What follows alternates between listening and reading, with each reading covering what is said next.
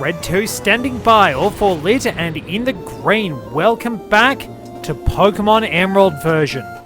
As promised, we are going to be heading out today to New Morville, where we will be searching out the generator and switching that off. This time I have not had to do behind the scenes work. There is a signpost near that secret base tree which I believe will have Team Aqua rules or Team Magma rules based on which version you're playing. Does it do something different in Emerald? Quite possibly. Team Aqua was here, someone painted that onto this sign, but then someone else painted over it. Team Magma rules is what it says now. I kind of like the idea that they're also just being really petty with each other, so we can run into a wild Pokemon at the cave you just briefly saw for a few seconds before Wingull interrupted us. These two will be the scourge of your existence in the endgame if you do not buy repels. So, this leads us to New Morville, which has the same music as Mount Pyre.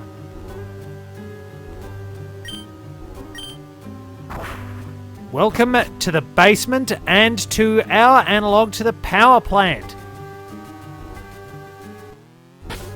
Hang on, I don't want the bike just yet. Also, which bike do we have? Good, we have the Mark bike because guess who actually forgot to go to Granite Cave? And who forgot to revive the claw fossil? Me both times.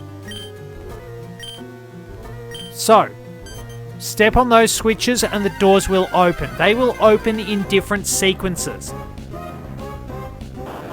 And while we are here, we can catch Voltorb and Magnemite. Depending on the area, we might wind up finding Electrode. You can actually find some in the Team Aqua hideout, which was the Aqua/Magma hideout in Ruby and Sapphire, which was actually really strange because it's like, well, here's the Team Aqua hideout, that makes sense for Sapphire, but why do you have to surf into Team Magma's hideout? The one in the cave in Mount Chimney made a lot of sense. Now, I don't think I can avoid knocking it out. That's the only problem. Let's try.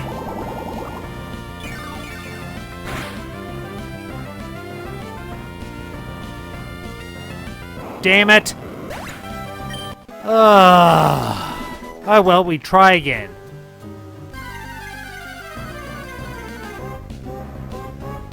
Okay, well there's another Voltorb. So, it is worth noting I do actually have some shiny Voltorb thanks to Scarlet version. And I've got Hisuian Voltorb, which was added into the mix. It's really nice. The fact that they actually worked on the Apricorn Pokeballs with Hisuian Voltorb, exquisite. Really good. Really like that approach. It was very, very clever, and it's interesting seeing the much happier Hisuian Voltorb and the much grumpier Hisuian Electrode in terms of facial expressions. Yeah, we can't really... Alright, let's try again. Okay, that worked, and... Oh... Right, this I need to buy more Great Balls too, but this should, with a bit of luck, net us our target.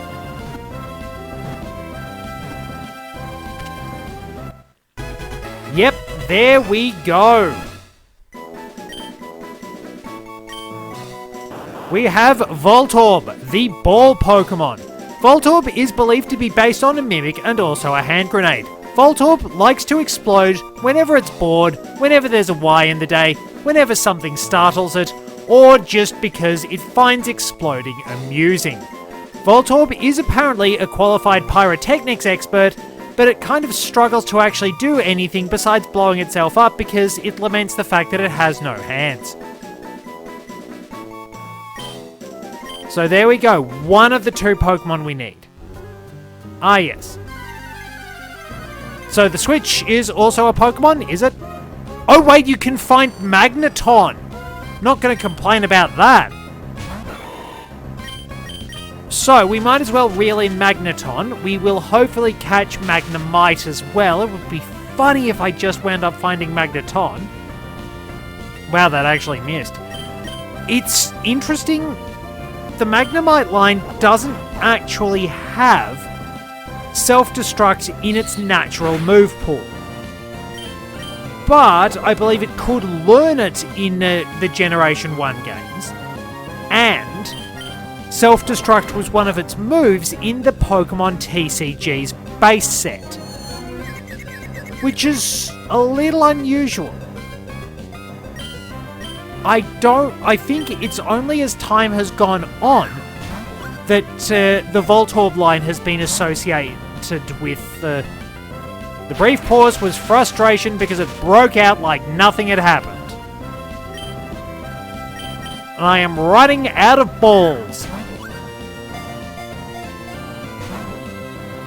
You have got to be joking.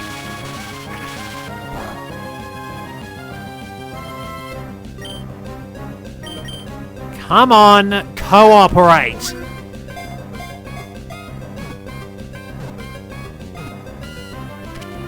Thank you. Just had to annoy me a little bit. So there we go. Magneton, the magnet Pokemon.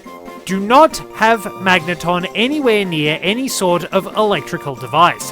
Magneton does have an unfortunate habit of ruining various electronic devices like televisions, gaming consoles, and iPads. The problem is, Magneton is very curious and actually likes playing with these specialized devices and then winds up wrecking them.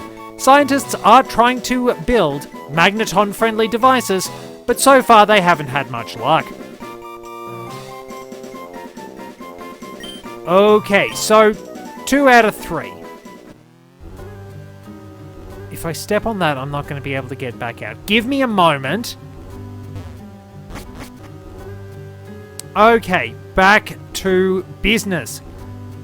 So, we run into a wild Pokemon almost immediately because of course we do, and it's a Voltorb. So I can avoid that. I do need to keep looking for Magnemite, but as soon as I catch that, I'm putting the repels on.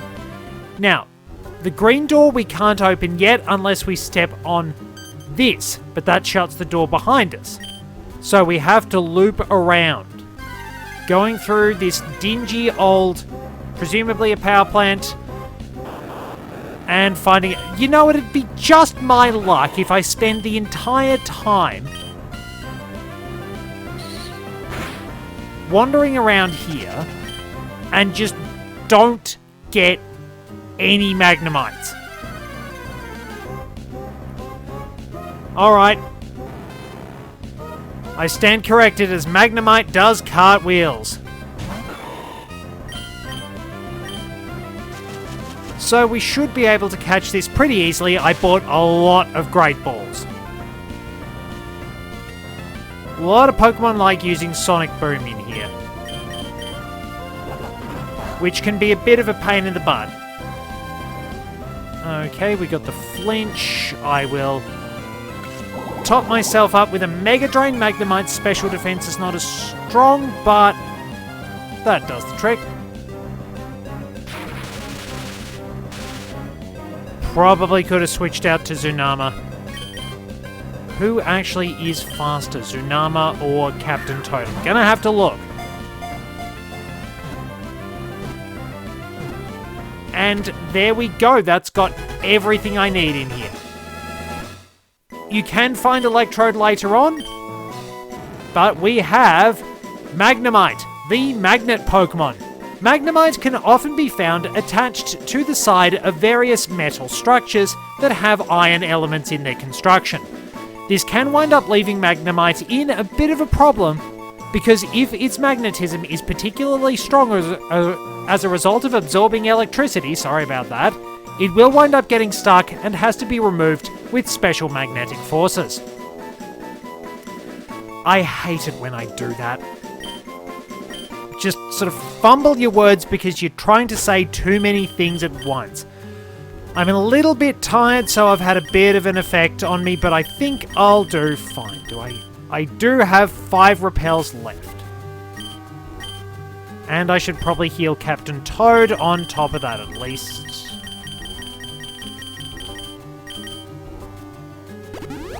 Yeah, don't be too stingy.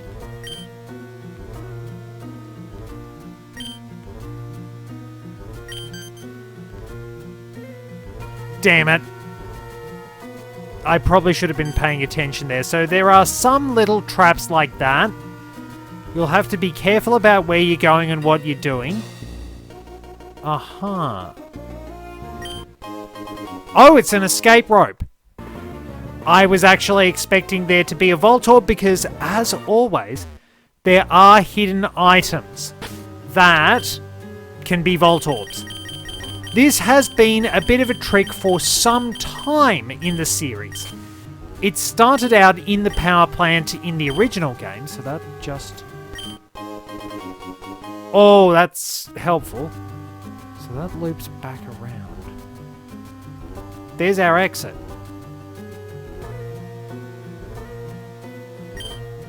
So we need to go up here. What can we get going this way?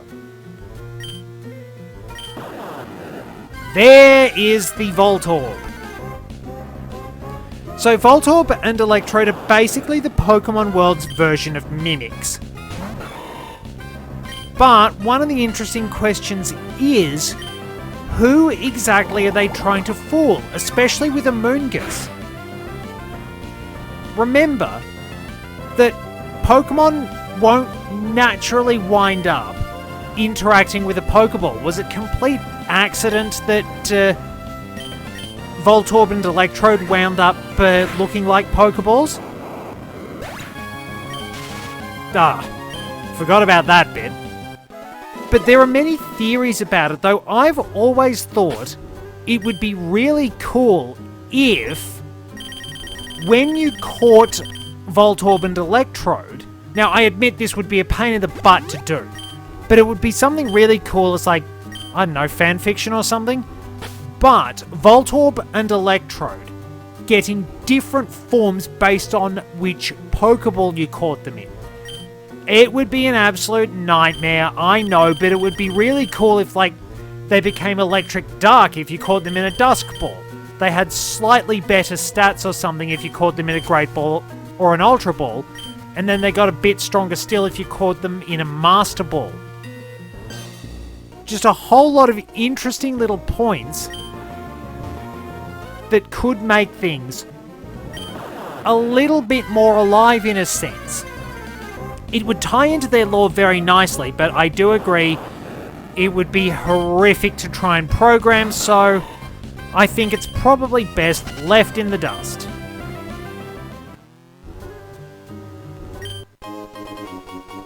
Oh, that's handy. Very useful there. So we need to go through here. And, yep. Electrode will have a different cry, but you can generally identify these by the sound they make. So there's the thing with Voltorb and Electrode, that it's probably pure accident that they wound up looking like Pokeballs. What about Fungus and Amoonguss? Because they're pretty much plants. Why would they have evolved to look like a Pokeball?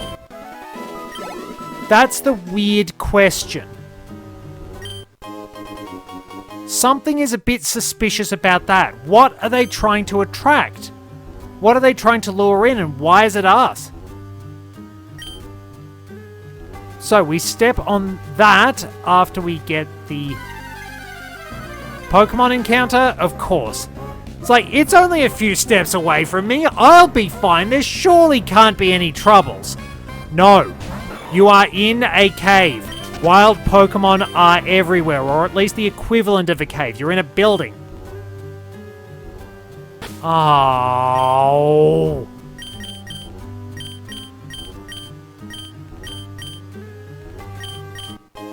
Rightio, we have our Thunderstone, and at least we have a separate TM pocket for Watson's reward. Come on!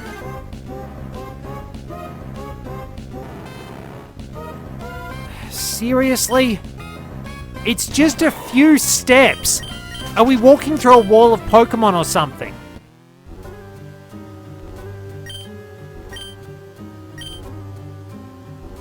And that shuts down the generator. I'm not exactly sure what is involved with that generator, or exactly what's going on with New Moorville. It's just something that's there. Where is it? There. Now we can use the escape rope and get out of here. So that completes everything we need to do at New Moorville. We caught all the Pokemon that we need. We can get Electrode later, and we can go back and heal the team and talk to Watson. And sell some things. It's about time I did. Ha ha ha ha ha! I knew it, Scarlet! I knew I'd made the right choice asking you! This is my thanks, a TM containing Thunderbolt! Go on, you've earned it! So, it is indeed a great electric attack. Fortunately, in this game, we can't specifically get ground down by a Marowak, but there are some pretty good ground types in the game. Ha ha ha ha ha! It pleases me to no end to see the young step up and take charge! Ha ha! Electricity puns! Alright, terrible joke, we're out. So, we'll sell a few things, and let me check.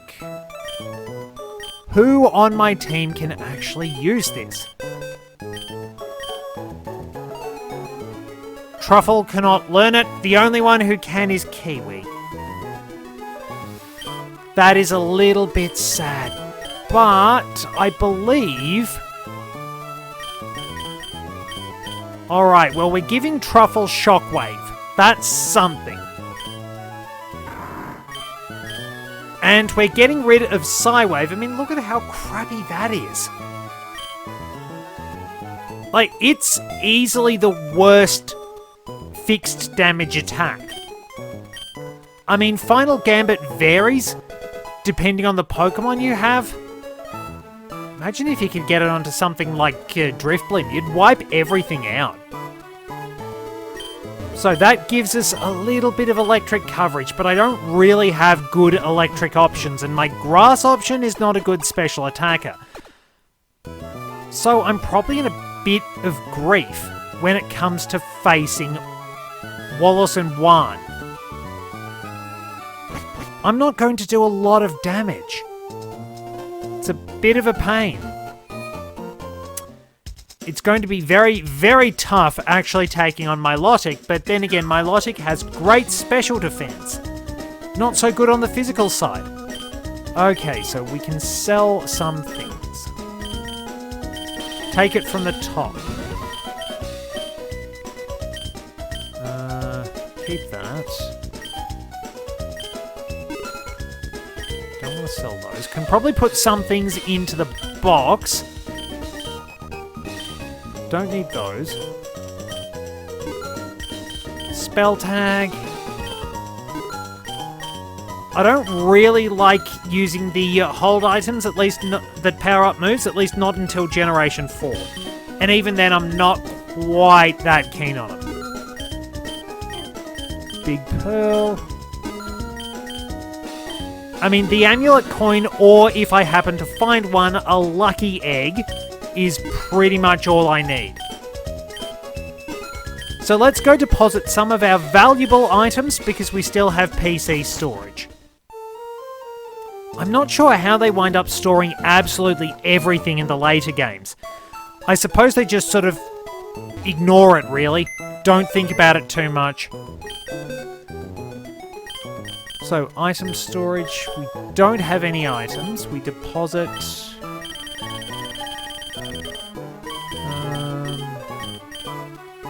deposit those for now. Deposit those for now. Deposit those. That can be useful. Deposit those. Okay, that frees up the bag a little bit. Once I can buy full heals, I don't have to worry about too much more. So, we will set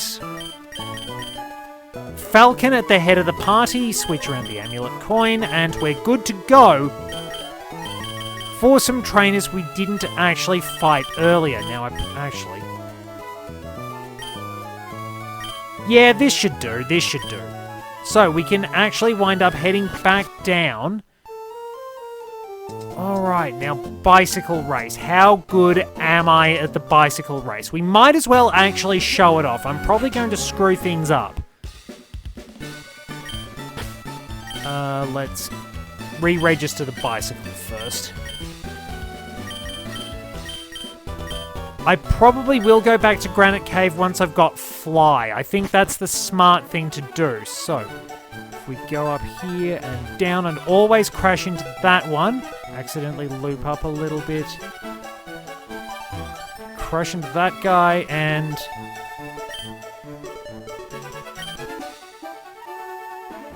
Okay, so a decent rating. We can get a better rating, but we did alright on the time. So, if we go over here, we should be able to battle the trainers in the middle of this water area here. This is technically sea route tiles. I mean, let's take a look at the Pokenav.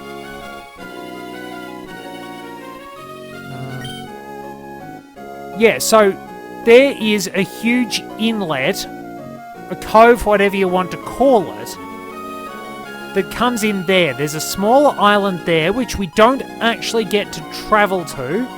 That's the island with New Morville on it, I believe. So there's a little lake in there. And, yeah, there's Mount Pyre. We've been to Lily Cove. Oh, no, wait, we haven't, have we? Because that's still showing Sootopolis and Moss Deep is lit up. But yeah, we have a bit to do. That still technically is a sea inlet, which is pretty interesting. Who can we battle on this route? Alona Lady Rose, Route 118. I wish it was organised by route. That would be a bit easier. I don't know what the organisation is here, apart from arbitrary. Miguel...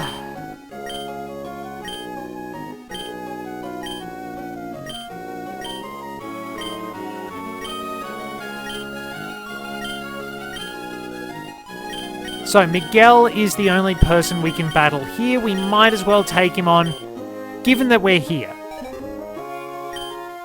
Once we battle these two. So, another handy double battle. Yeah, just a little sea route, so you will find the usual culprits, but we get a good opportunity to show off our teamwork. They are not... What? What? Why? I can't get across this area unless I have surf. Why are they not at a corresponding level? That was disappointing. That was really disappointing. So, there's Route 103 on the Oldale side, and we can go battle Miguel. Has he evolved his Pokemon yet? We shall see. No. Not yet. Come on! Better level than the other two, Crumbs. Yeah, Skitty's not that fast. It really does seem like it was designed for Pokemon contests, in all fairness. It's interesting that some Pokemon are meant to be used in new features. Because, I mean, not every Pokemon is going to be for battling, is it? Every Pokemon is going to have different skills and capabilities. And I kind of lament the fact, in a way, that they just wound up getting such intense power creep going. Like, a little bit of fixing on the Johto Pokemon would be really, really good, obviously. But you don't need to make them utterly game-breaking.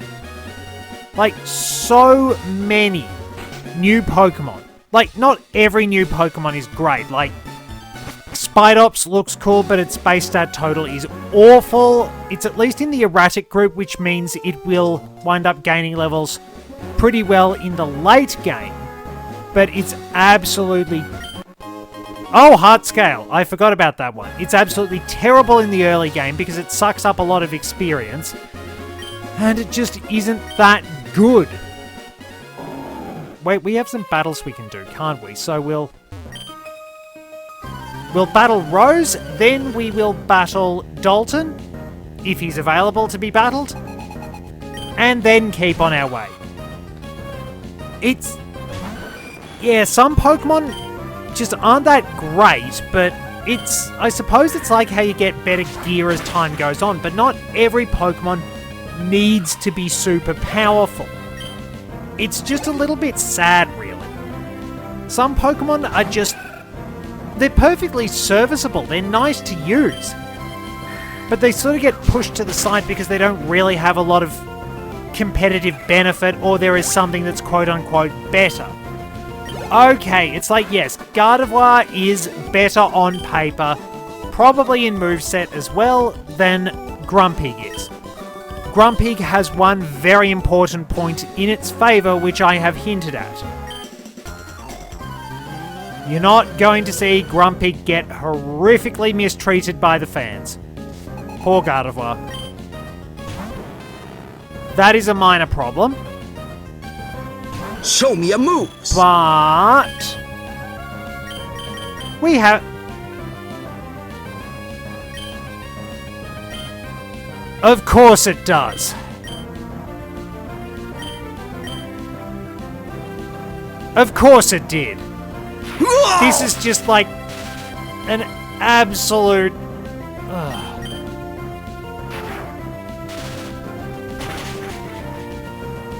We might be able to win this.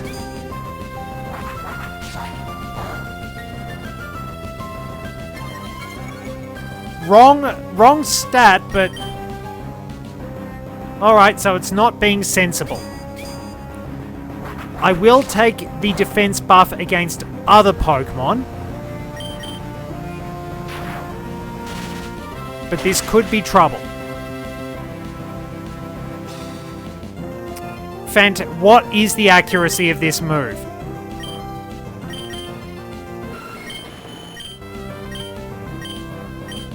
$90. So the RNG favoured me a couple of times in previous battles. Now it is not. Because I did have to make a note for myself that there was a battle I needed to remember because I was battling a... Please let me switch out. Please let me switch out.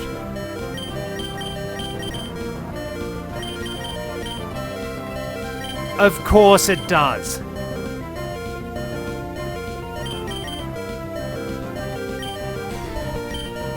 Okay, fine. You know what? Fine. If the game's going to stitch me up like this, then I'm just going to do it my own way.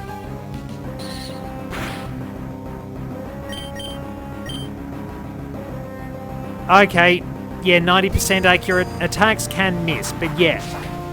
So, Pocket Sand kept happening in one of the battles on Route 109, and thankfully, both Tsunama and Joelle didn't whiff. I've also not been fully paralyzed, which is an absolute boon. Of course, let's see. Now will be the time where I am. It's almost like I can read my own luck.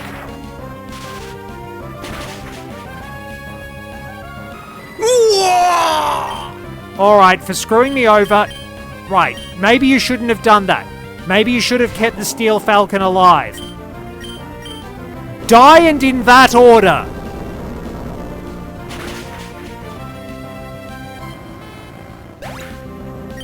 Tsunama ain't messing around.